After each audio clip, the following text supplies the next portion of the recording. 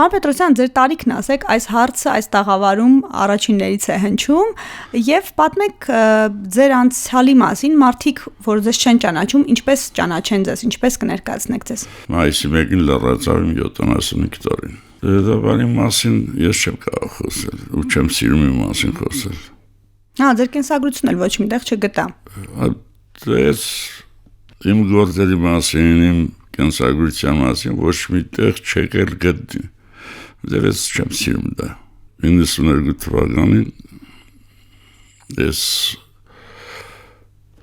Երևանում եմ եւ մեծ օգնություն ցույց տվեցի Երևանու շրջանի զոհված եւ վիրավոր ազատամարտիկների ընտանիքներին։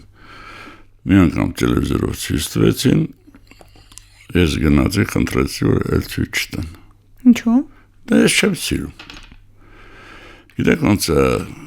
մի բան անում ես, դու դառնում ես քո հոգու պարտն ես կատարում։ Քո մարդկային պարտն ես կատարում, ոչ թե ինչ-որ ցույց տասը դու օգնություն ես տվել, դա սխալ է, արել ես լավ ես արել, չանեիր, հետո արել ես էլ ինչ ես, անտատ,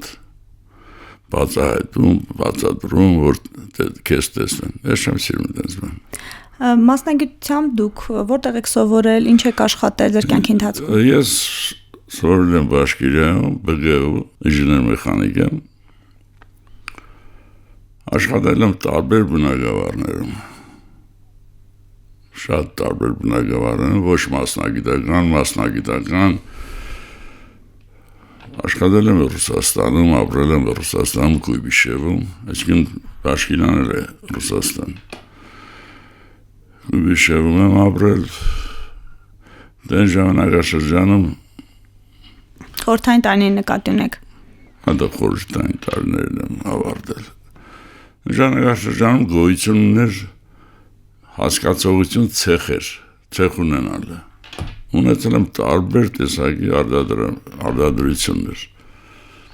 Ցեխավիկ էին ասում, գործարար եք դուք ձեզ համարում։ Թող չէ, ինչ ուզում էին համար էին, կարևորն էր, որ մենք մեզ լավ ենք զգում։ Ես ինձ լավ եմ զգում, շատ մարդկանց եմ օգնել ոտքի կանգնելու, շատ։ Գումար աշխատելու իմաստով եք ասում լավ զգալը։ Բայց ինչ կար։ Ընթվերին գումար աշխատելը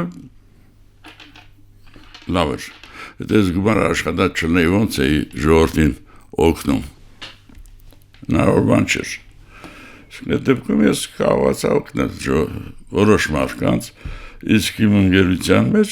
բոլորին կարելի ասել, որ օգնել եմ ոչ թե ֆինանսապես, այլ աշխատանք ստեղծելով։ Ստեղծագործել եմ ինչ-որ մի բան, ասել եմ ես դու արտադրես, մեկ ուրիշ բան դու արտադրի, եւ բոլորը արտադրել են փող են վաստակել։ Հայաստանում ինչ գործունեություն եք ծավալել։ Հիմնականում Հայաստանում 81-82 թվականներին Սոչիում պատական հացկերը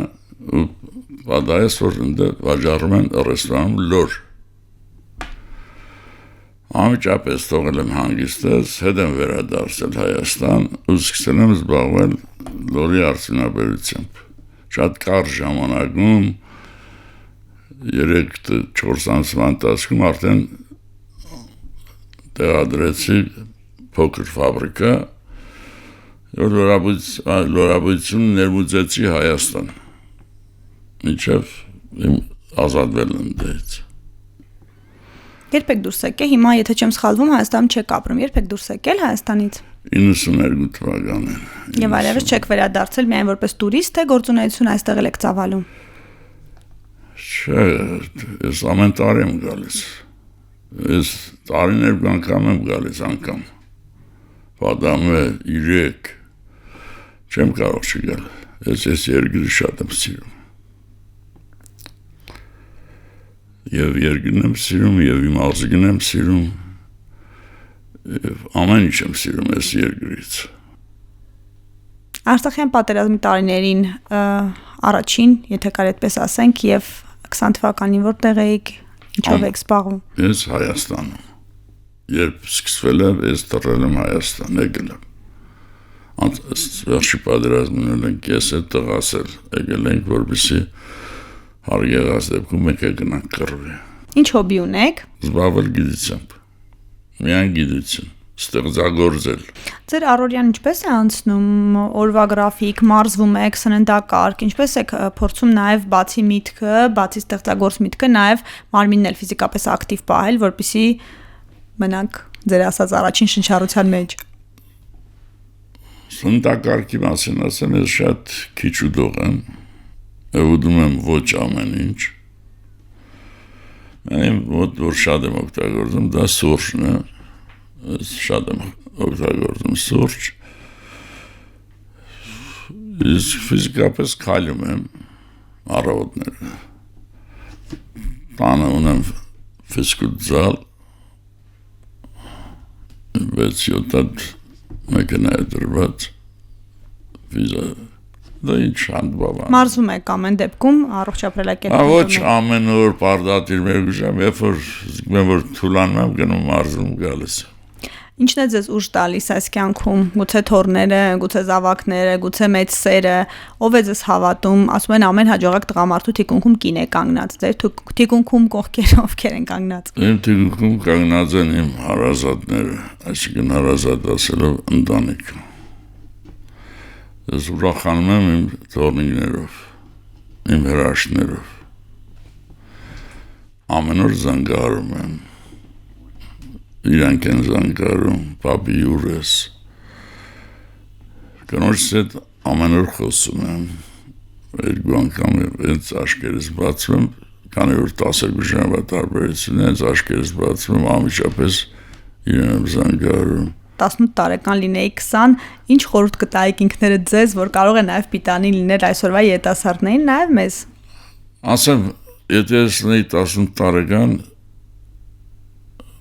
անպայման նորից կսովորեի, կավարտեի։